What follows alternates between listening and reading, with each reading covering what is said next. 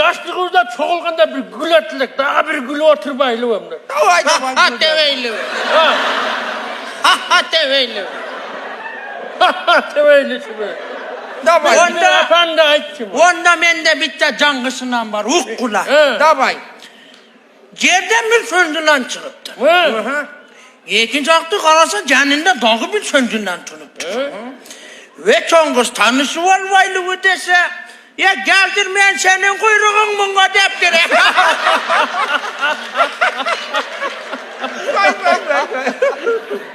Ne dersen?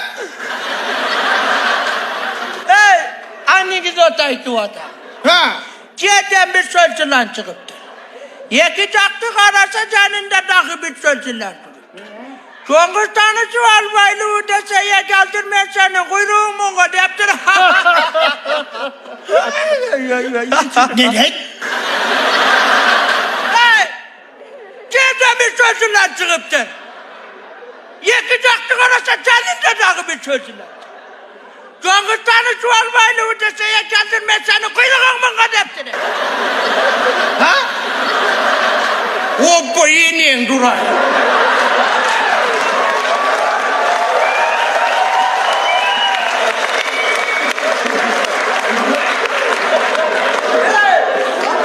Benim canım çıkıyor zaman o gülöte.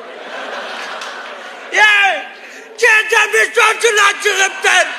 Ha? Yıkacaktın orası senin de dağı bir sözünden. Ya çoğunluğunu çuvalmayla öteseye kendin senin kuyruğun.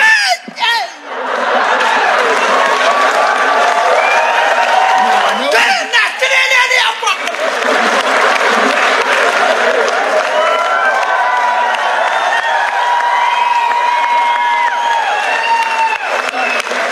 Bana niye petini giyiyor? Davuniye de küver kuvveni tuvap etmeye. Yaklay, ne kalksa yap geçi bana. Gel gökçen ya. Ne yaptın davullarına bu? Ben böyle banda hocum işte kalatmıyor. Hey! Gel lan kar. Hey! Hey! Ne? Ne dersin?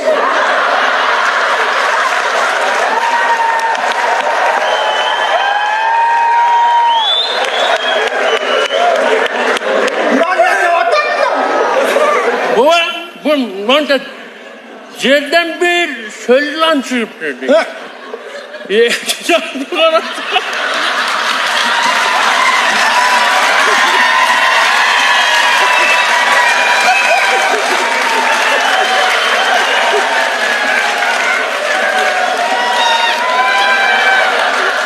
Gülmeyin!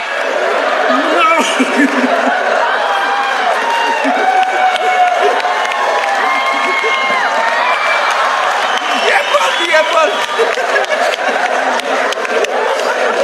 Düz otur. Bari çakırmına öl kanatın. Sen davle ne kotarını vatatı. Ben açmıyorum. Ay Türkçe. Yerden bir sözle çıkıp dedi. Ha? Yıkacaktın arasa canında dağın bir sözle durganken çoğunuz tanışı var baylığı dese geldin ben senin kuyruğun mu deptiri.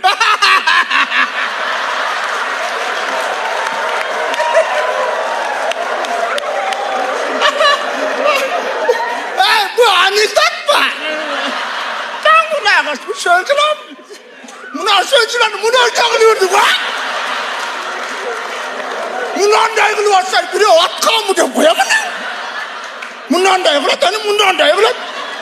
Ya bu yaşlığında apresi la. Bu söylediler. Bundan da ilgili. Hı? Ya kulağın menen cerge girgen.